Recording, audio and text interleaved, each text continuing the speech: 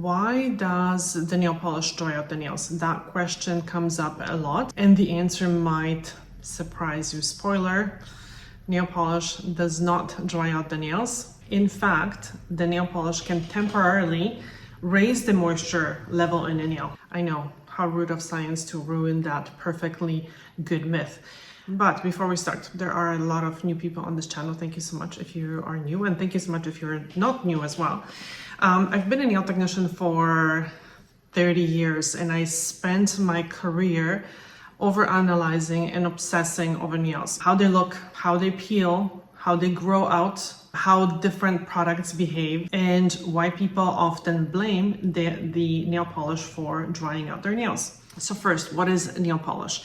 Traditional nail polish is mainly solvents, pigments, plasticizers, and film forming ingredients. But most of it is solvents, so things that evaporate very quickly from the nail polish. Usually that is a mixture of 3 ingredients, usually 2 actually. So it's butyl acetate and ethyl acetate, often alcohol. These solvents are in a nail polish to keep the nail polish liquid in a bottle and spreadable on the nail so you can paint it on. And once you apply the polish, these evaporate, and what is left behind is a thin flexible film. So a tiny, colorful raincoat for your nails. So when people think solvents, they right away think something chemical, something bad, something damaging, something drying, terrible, a nail crime. But let's keep it in proportion. The amount of solvent is very small, and that solvent evaporates very fast. So we're not soaking the nails for hours on end in those solvents, and we're not doing this usually daily. We're applying a very thin layer, and the solvent evaporates quite quickly. So here's another way of thinking about it, and I think this is going to be very helpful. Imagine placing a drop of alcohol, or even if you want to be really exact, you can take a nail polish thinner, because the thinner contains all the solvents that actually evaporate from the nail polish, and drop a little drop on the back of your hand. And just don't touch it, just let it dry, as if you're painting nail polish. So it's going to dry in a minute or so, right? Because the solvents are going to evaporate fast. So do that once a week. Every week, put a drop of the solvent on your skin and let me know how the skin looks after a few weeks of doing that. You can probably right away imagine that the surface of your skin is not going to be permanently dry or cracked or visibly different from the rest of your skin, right? And this comparison is not actually even perfect, because the nail and the skin surface are quite different.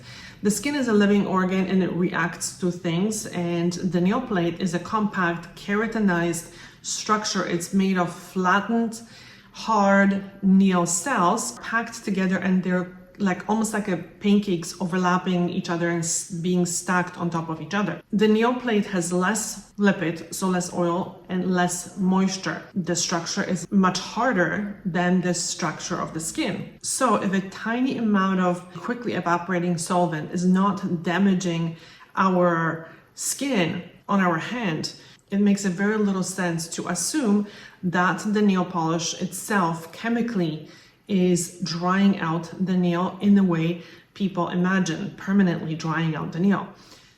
But then why do nails look dry after you remove a nail polish? That dull, chalky looking nail surface, or even white spots, usually is not a dryness. And I think sometimes it's just less maybe painful to call it dry, because we don't want to call it damaged, but it is a surface damage. The nail plate is layered. So think of it less as a smooth piece of glass and more like a very compact stack of flattened cells. When the polish adheres to the surface, it bonds very well to the top layer, and it kind of flows into those little microscopic little grooves between the nail cells. So this is what we want the nail polish to do. We want the polish to bond strongly to the nail and not to peel off within a few minutes, because then we would be complaining about that, right? And over time, with repeated cycles of the nail polish application, the nail polish drying, the nail polish wear, the removal, and again, application, drying, wear and removal over time, this adds up. And the surface can become a little disturbed, especially if the nail polish is very adhesive, if it bonds very well, especially if the base coat grips very strongly, because there are different formulas of base coats. Some of them have ingredients that bond more gentle, and some of them are more strongly bonded. Also, if our hands are in water a lot, because the nail polish does not magically seal the surface of the nail.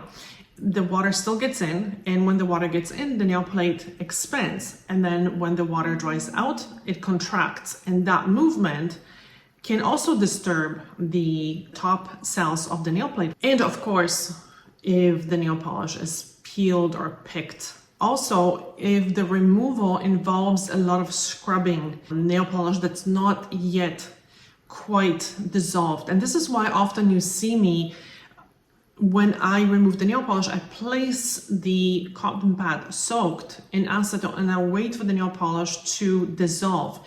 Once it's soft, then I pull it off the nail without a lot of force. I think that might also make a difference, although everything is a combination of things. And I think sometimes we're experiencing like this perfect storm of different things that eventually adapt to a lot of surface damage. So the nail polish bond to the surface in those cases can be stronger than the nail cells are connected to each other, or the layers, compacted layers, are connected to each other as well. Let's just say that you applied a piece of tape on your hand and wait a little bit until it bonds very well and then peel it off. And you can imagine that the surface is going to be a little rough looking, right? Exactly. So the surface is not dried out. It's actually damaged because the tape pulled off some of the cells and they're just sticking up. They're not smooth anymore.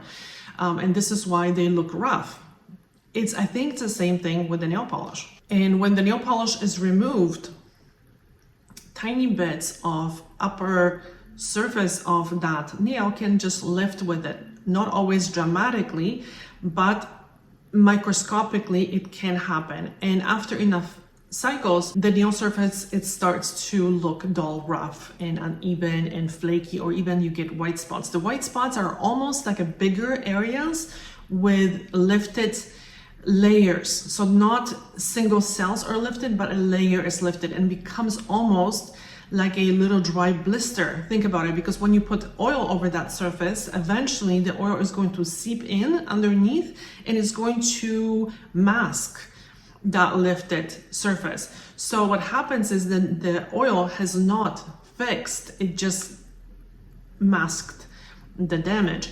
And when you wipe that nail with acetone, that's going to remove that oil, all of a sudden that mark is visible, but the acetone didn't cause it, it simply uncovered it. I mean, oils have immediate result on the nail, and this is a very cosmetic, obviously, but also the oils can have much more lasting effect on the nail plate, because especially jojoba can penetrate a little bit deeper into the nail and it can plasticize the nail a little bit. It can seep in between the cells, and instead of the cells just cracking or breaking, they kind of flex with the nail a little bit better, and the nail is much more pliable and it's not going to shatter under impact. So now the part that surprises a lot of people, the moisture level.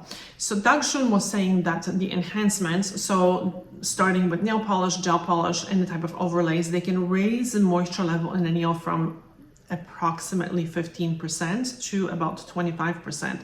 And these are approximate. Once the solvents evaporate and once the product cures on the nail is covered in a flexible film. And that film slows down the water leaving the nail plate from the surface. So the nail is not necessarily getting moisturized, and the nail polish is not feeding the nail, and it's not giving it water. The nail plate is dead, and polish is not a smoothie. It's more like an occlusion.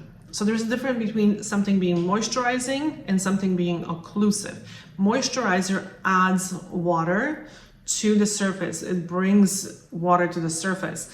And the occlusion keeps the water there. So actually both of them are important. It's important to hydrate, to moisturize, and it's important to keep that moisture there. So the occlusives keep the moisture. The occlusive is almost like a lid. So you might have a water in the pot, that's the moisture, but you're occluding it, so you're covering it so it doesn't evaporate. So a good example of that is like putting an ointment on the skin. The ointment does not necessarily add water, but it helps to reduce water loss, so the skin underneath does not dry out, so it's able to hold the moisture in.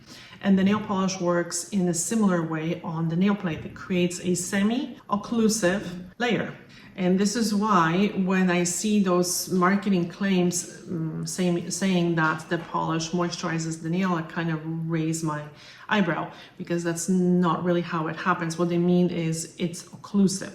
So that claim is not necessarily wrong, but the wording is a little bit misleading, and the words matter. It's important to understand how things work.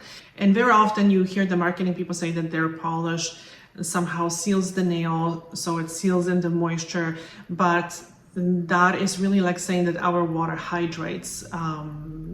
Yes, that's what water does. Now, that does not mean the nail polish is always harmless, unfortunately. So the problem is not usually the polish just sitting peacefully on the nail plate. The problem is the cycle around it. So it's the nail polish is not really causing the surface damage, I guess, but wearing it can.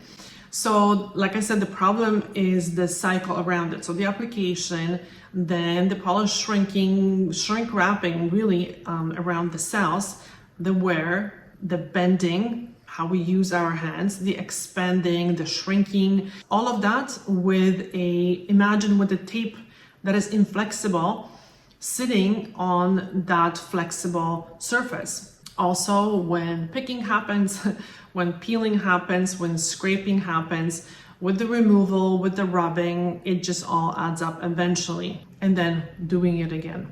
This is where the damage usually happens. So when I see someone saying, but I wore nail polish for years and I never had damaged nails, and another person saying polish ruined my nails, both experiences are possible and both of them are valid, because the real question is not just have you worn nail polish, but how you wore it. So the real questions are, how often did you change it? Because as the polish is aging, some of the plasticizers evaporate, the coating gets a little bit less flexible. That can contribute to some surface damage. How many coats of the nail polish have you worn? Because more coats, more inflexible the coating is going to be. How did you remove it? Did you pick at it? Are your nails already very damaged? Damaged surface gets damaged even more, because those first layers of the nail are quite resilient. They're quite strong. They're made that way. So if those layers are gone, the bottom layers, they're a little bit more soft and spongy, they will get damaged much easier. How you prepped the nail. So normally in a salon, we prep the nail, obviously, so the polish stays. But the longer it stays, the more surface damage is going to cause. But nobody, again, wants to have a peeling nail polish after 3 days. Sometimes people wear peel-off base coats, and I don't have experience with a lot of base coats because it just does not sound right to me. And some people can have amazing results with the peel-off base coats. Maybe genetically, naturally, their nail plate is very cohesive, so that nail cells are stuck together very well. And somehow the type of base coat that they're using is maybe able to not stick too strongly and just peel off, and the nail is perfectly fine underneath. It's possible, but sometimes if the nail plate is a little bit more porous, if it's damaged already and the base coat managed to grab the nail polish too strong, and it requires a little bit of force for the product to come off, some cells can be peeled off during that process. And eventually, you might not notice it right away, but after you do that, 10, 15 times, it can eventually add up. And another thing is, that I forgot to mention, how quickly your nails are growing, because this is partially why we see much more surface damage on the toenails, because we keep the nail polish on for longer. The nails are bending and hitting the shoes all the time.